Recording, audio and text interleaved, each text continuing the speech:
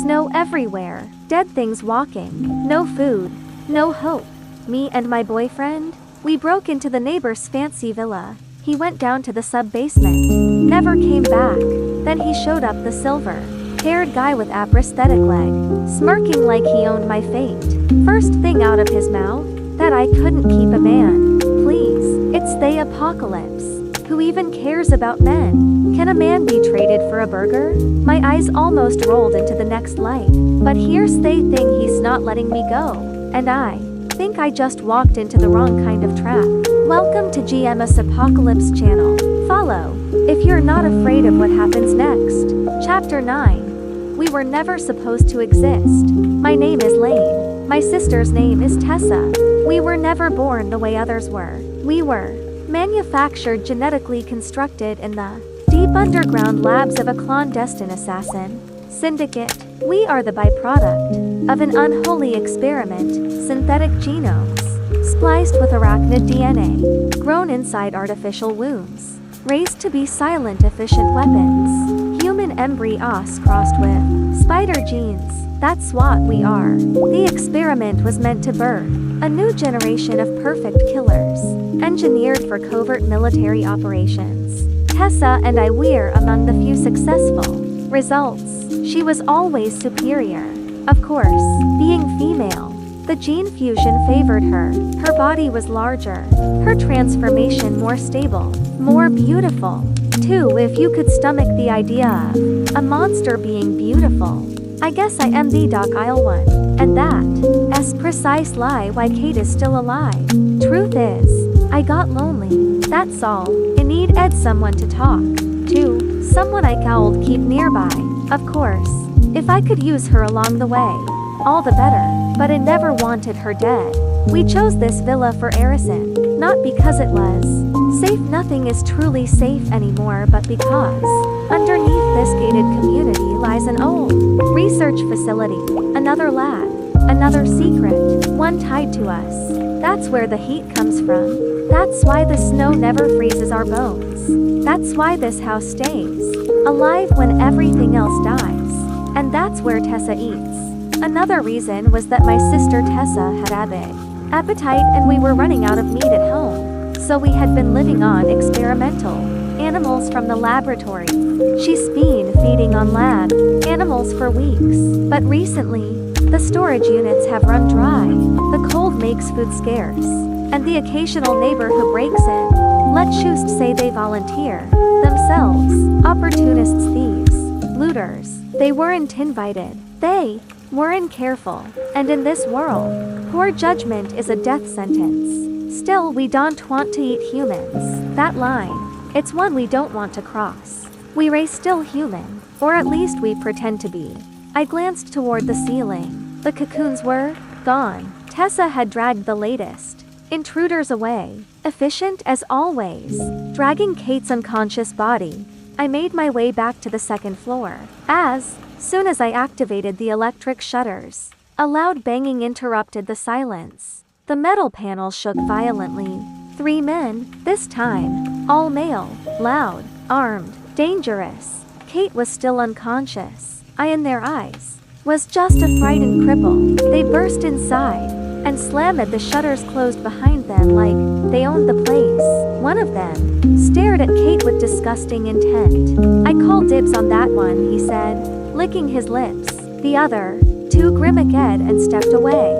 Their eyes roamed over the plastic sheets. What's with the serial killer decor? One of them asked. Actually, another muttered. Makes cleanup easier. Why are we wasting time? The third snapped. Kick this guy out already. They turned to me. You heard him freak out the window. Now, it was -40 outside. The snow was swallowing the world whole. Kicking me out was NT. Eviction, it was execution. They were asking me to leave because they want me dead. I didn't respond.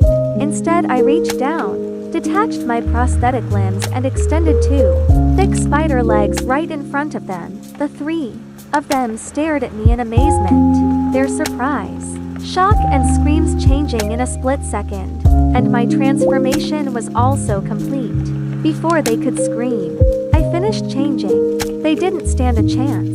The brief confrontation ended before it could even be called a battle. A one-sided, crushing victory is extremely boring, especially when you have to clean up the mess afterwards. It wasn't a fight, it was an extermination, and, worse, a boring one. I hate messy endings. Kate stirred from the noise. She opened her eyes, just in time to see me cradling one of the men in my arms, my stinger barb buried deep into his back. Pus-filled boils erupted across their skin. They screamed, twisted, melted, literally melted. Nerve endings fried from the inside out, bones turning soft, muscle sloughing from skeleton. They were gone. Within minutes, just puddles of acid. I see regret. I turned to Kate and pointed at my stinger.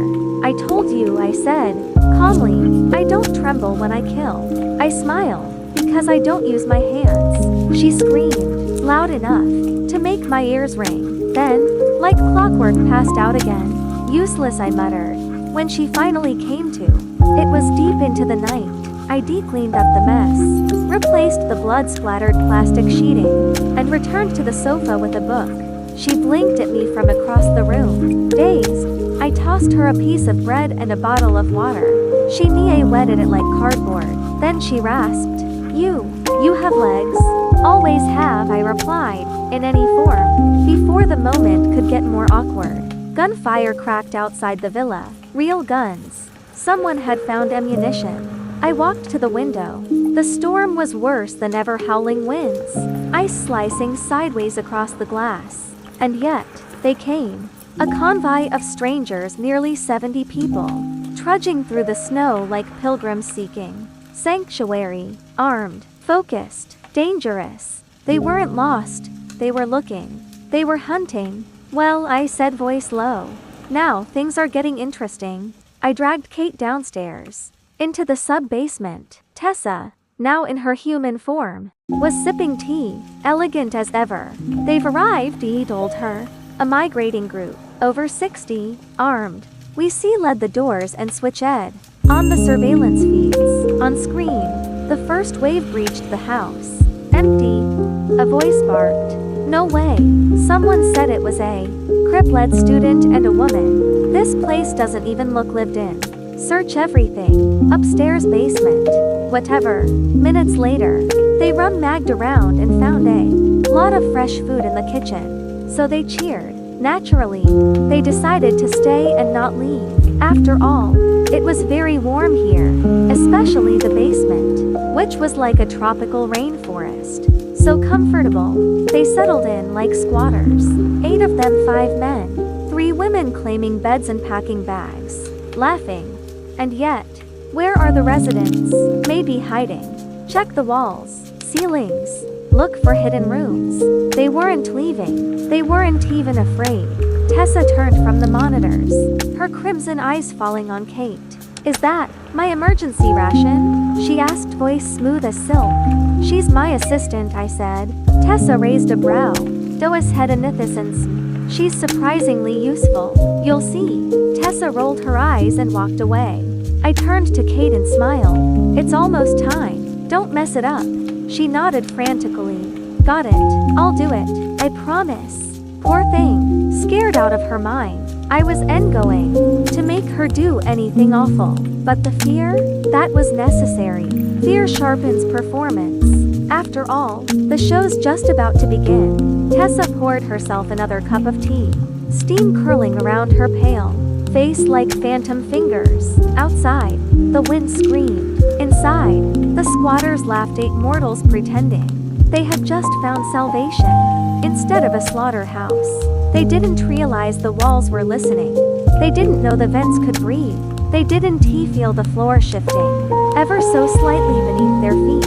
Kate kept glancing at me, her knuckles white around the water bottle I'd given her. She wanted to ask why I was attacking, why the predators in the basement were allowing prey to roam free lie upstairs. She didn't yet understand that in this house, the hunt doesn't begin until the prey feels safe. That's when they taste sweetest. Tessa says flicked toward the ceiling. A faint scratching began above us. Not rats. Never. Rats. The lab animals were long gone. I switched one of the monitors to thermal mode. 3 heat signatures in the upstairs hall.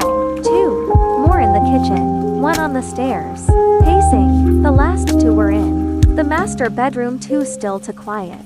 They're nesting already, Tessa murmured, amused. We won't even need to chase. Patience, I said. Let them get comfortable. Kate swallowed hard. She knew that tone. She had heard it in her nightmares. One of the men upstairs shouted something crude, his voice echoing down the vent. Another joined in, laughing. I saw Kate's jaw tighten. Even she was starting to want them gone. Good, that would make things easier. The lights flickered not from the storm, but from the systems below. The old lab was waking up, its dormant machinery humming with slow, mechanical hunger, a sound you feel in your bones before you hear it. Tessa set down her teacup. Shall I? She asked. Not yet, I said, watching the feed as one of the intruders opened the wrong door. A stairwell, leading down. TOS.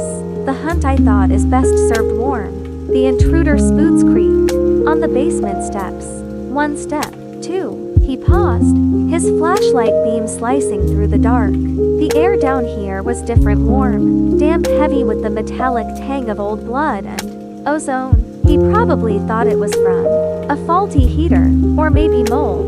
Mortals are always eager to believe in something harmless. Tessa's crimson gaze never left the monitor.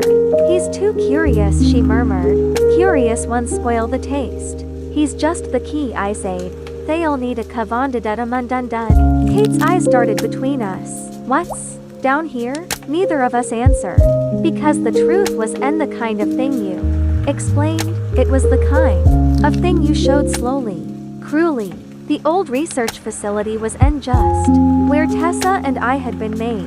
It was where others had been made too. Most had failed. Their bodies rotted decades ago, but their shadows never left. Even now, faint shapes shifted in the edges of the camera feed, like static caught in human form.